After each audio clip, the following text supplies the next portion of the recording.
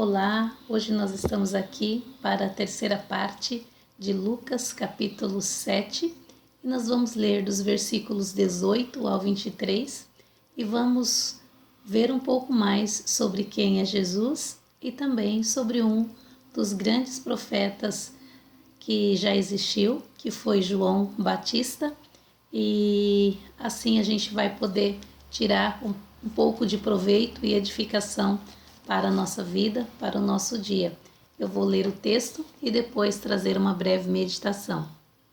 O texto diz assim: E os discípulos de João anunciaram-lhe todas estas coisas, e João, chamando 2 de seus discípulos, enviou-os a Jesus, dizendo: És tu aquele que havia de vir, ou esperamos outro? E quando aqueles homens chegaram junto dele, disseram: João, o Batista, enviou-nos a perguntar-te: És tu aquele que havia de vir, ou esperamos outro?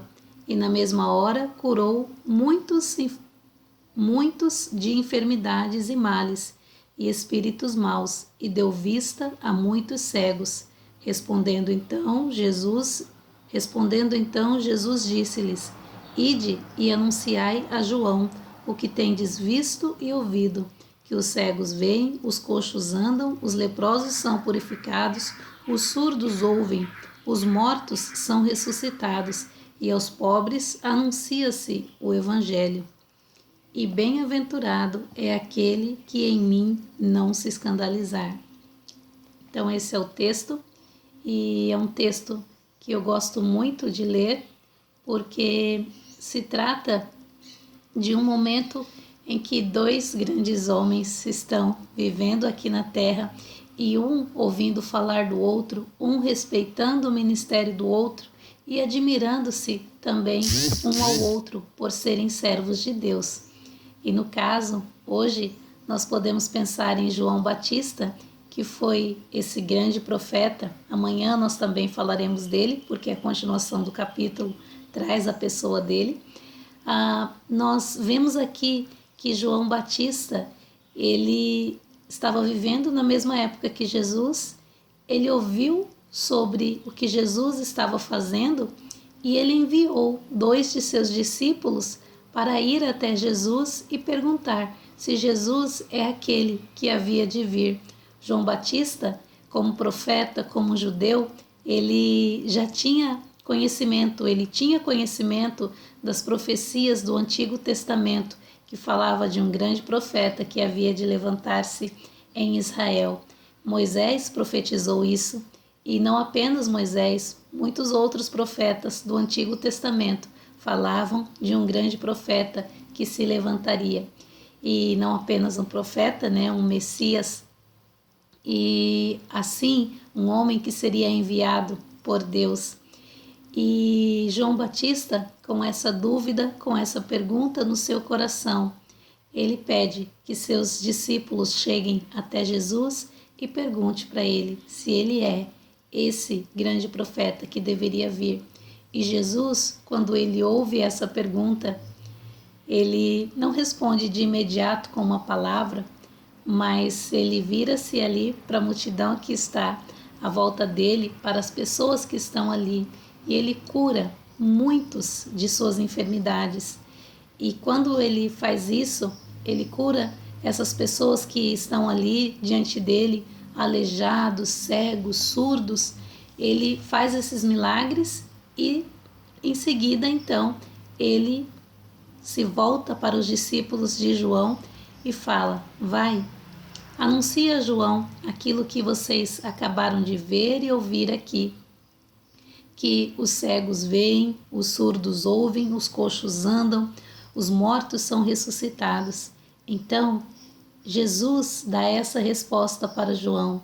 E quando ele dá essa resposta, Jesus, ele demonstra o poder dele, o poder que ele tem como Filho de Deus, mas ele também faz referência a uma profecia de Isaías, porque Isaías profetizou a esse respeito, que quando esse profeta, grande profeta, viesse à terra, aquele que havia de vir, viesse até o nosso planeta, ele realizaria essas obras, esses milagres que são tão impressionantes, maravilhosos e que estão além da capacidade humana. Então, Jesus, ele responde mostrando, mas ele também responde com o cumprimento dessa profecia. E é maravilhoso pensar que João Batista, como profeta que ele era, como conhecedor da palavra de Deus, como servo de Deus, aquele que confiava nas promessas e profecias de Deus, que ele entendeu a resposta, que ele teve em seu coração o alento de ver que Deus estava agindo, que Deus estava cumprindo aquelas promessas que haviam sido feitas há tantos anos atrás.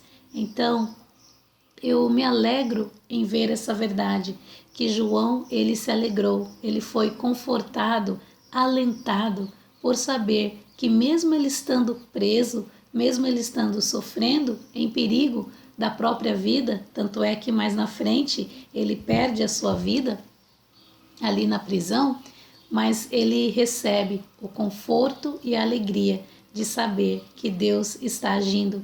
Deus age, ele tem propósitos e planos maravilhosos na vida de cada um de nós e nós podemos descansar nessa verdade, podemos nos alegrar em tudo que Deus faz. E eu gostaria de terminar falando do último versículo que foi lido, que é o verso 23, que Jesus ele termina dizendo: "E bem-aventurado é aquele que em mim não se escandalizar."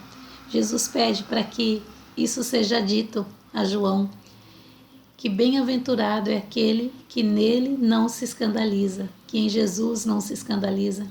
Que nós possamos pensar nisso hoje também, porque muitos se escandalizaram de Jesus na época em que ele esteve aqui na terra, andando em figura humana, e muitos se escandalizam dele ainda hoje, em ver os seus servos, em ver pessoas que acreditam nele fazendo coisas que fogem do senso comum, porque Jesus, quando se escandalizaram dele no passado, ele fazia coisas que não era a melhor, vamos dizer assim, segundo a cultura daquela época, porque Jesus comeu com pecadores, com publicanos, e isso não era aceitável.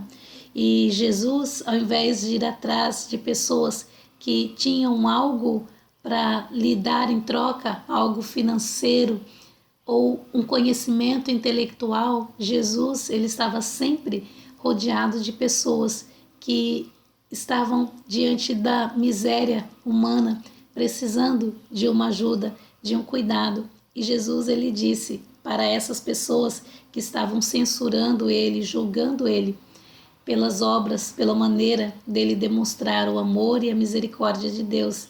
Ele disse que os sãos não precisam de médico, e sim os doentes.